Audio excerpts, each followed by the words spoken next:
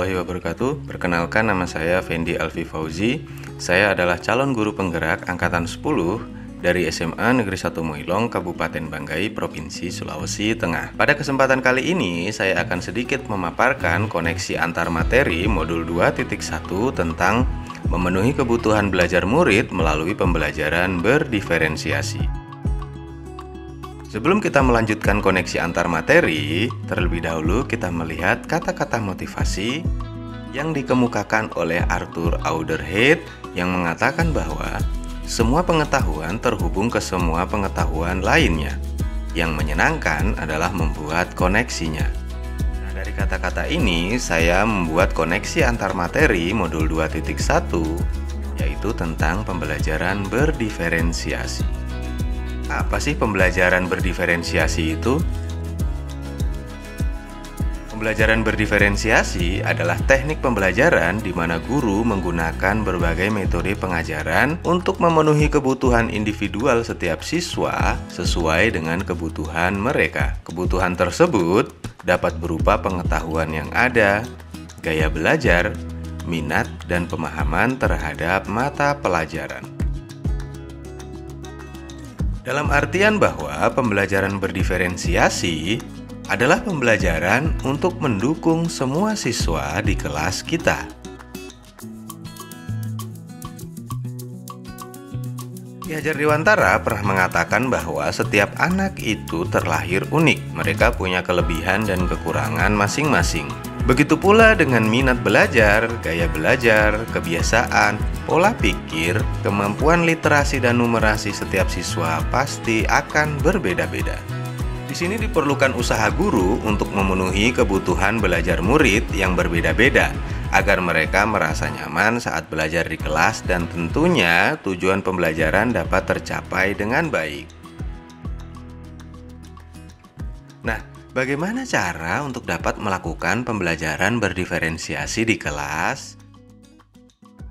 Agar dapat melakukan pembelajaran berdiferensiasi, guru harus 1. Memahami tujuan pembelajaran. Yang kedua, mengetahui dan merespon kebutuhan belajar murid. Yang ketiga, menciptakan lingkungan belajar yang mengundang murid untuk belajar. Yang keempat, melakukan manajemen kelas yang efektif. Dan yang kelima, melakukan penilaian berkelanjutan. Berkaitan dengan kebutuhan belajar siswa, guru harus memahami 3 aspek berikut ini, yaitu yang pertama, kesiapan belajar siswa, yang kedua, minat belajar siswa, dan yang ketiga adalah profil belajar siswa. Yang pertama adalah kesiapan belajar siswa. Kesiapan belajar mengharuskan guru untuk menilai pengetahuan awal dan menentukan apa yang telah siswa ketahui dan di mana siswa berada. Yang kedua adalah minat belajar siswa. Minat setiap anak pasti berbeda-beda. Minat adalah salah satu motivator penting bagi siswa untuk terlibat aktif dalam proses pembelajaran. Yang ketiga adalah profil belajar siswa. Profil belajar siswa berkaitan dengan lingkungan, kemudian gaya belajar, budaya, dan yang terakhir adalah kecerdasan majemuk. Kebutuhan belajar siswa dapat diidentifikasi berdasarkan cara-cara berikut ini. Yang pertama adalah mengamati perilaku setiap siswa. Yang kedua, mengidentifikasi pengetahuan awal. Yang ketiga, mereview dan melakukan refleksi terhadap praktek pengajaran. Yang keempat, berbicara dengan guru siswa sebelumnya.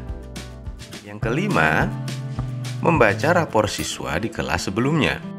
Dan yang terakhir, menggunakan berbagai penilaian-penilaian formatif dan diagnostik. Strategi untuk mendiferensiasi pembelajaran bisa dilakukan dengan 3 cara, yaitu yang pertama diferensiasi konten, yang kedua diferensiasi proses, dan yang terakhir adalah diferensiasi produk. Guru dapat memilih ketiganya atau salah satu dari ketiga diferensiasi tersebut. Kita bahas dulu yang pertama tentang diferensiasi konten. Diferensiasi konten berkaitan dengan apa yang kita ajarkan seperti materi, konsep atau keterampilan yang perlu dipelajari berdasarkan kurikulum. Diferensiasi konten bisa dilakukan dengan membedakan pengorganisasian atau format penyampaiannya, bukan mengubah atau menurunkan standar kurikulum. Yang kedua adalah diferensiasi proses. Diferensiasi proses adalah kegiatan yang memungkinkan siswa berlatih dan memahami atau memaknai konten dengan cara membedakan proses yang harus dijalani oleh siswa. Dan yang terakhir adalah diferensiasi produk. Diferensiasi produk adalah bukti yang menunjukkan apa yang siswa telah pahami dengan cara membedakan atau memodifikasi produk sebagai hasil belajar siswa, hasil latihan, penerapan, dan pengembangan apa yang telah dipelajari. Nah, apakah ada keterkaitan antara modul pembelajaran berdiferensiasi dengan modul-modul yang lain? Seperti yang sudah kita ketahui bahwa kita sudah menyelesaikan modul 1.1, modul 1.2, modul 1.3, dan modul 1.4. Apakah ada keterkaitan antara modul 1.1, 1.2, 1.3, 1.4 dengan modul 2.1? Nah, keterkaitan antara modul 2.1 dengan modul 1.1 yaitu dapat melakukan pembelajaran berdiferensiasi, maka guru harus berusaha memenuhi kebutuhan belajar anak sesuai dengan kodrat alam dan juga kodrat zaman berdasarkan filosofi pendidikan Ki Hajar Dewantara. Nah, untuk kaitan antara modul 2.1 dan modul 1.2 yaitu dalam melakukan pembelajaran berdiferensiasi, seorang guru penggerak harus berpihak pada siswa, reflektif, mandiri, kolaboratif, dan juga inovatif. Untuk dapat menciptakan pembelajaran berdiferensiasi agar dapat memenuhi kebutuhan siswa, sehingga seorang guru penggerak dapat mewujudkan kepemimpinan siswa dengan menuntun siswa merdeka belajar. Hal ini sesuai dengan nilai dan peran guru penggerak. Keterkaitan antara modul 2.1 dan modul 1.3 yaitu pembelajaran berdiferensiasi dapat menjadi salah satu strategi untuk mewujudkan visi guru penggerak yang berpihak pada siswa.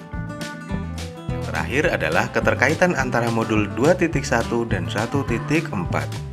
Dalam pelaksanaan pembelajaran berdiferensiasi, antara guru dan siswa harus ada kesepakatan kelas terlebih dahulu agar proses pembelajaran dapat berjalan dengan baik sesuai dengan nilai-nilai budaya positif. Demikian pemaparan tentang koneksi antar materi modul 2.1. Semoga video ini menginspirasi. Terima kasih. Salam guru penggerak. Assalamualaikum warahmatullahi wabarakatuh.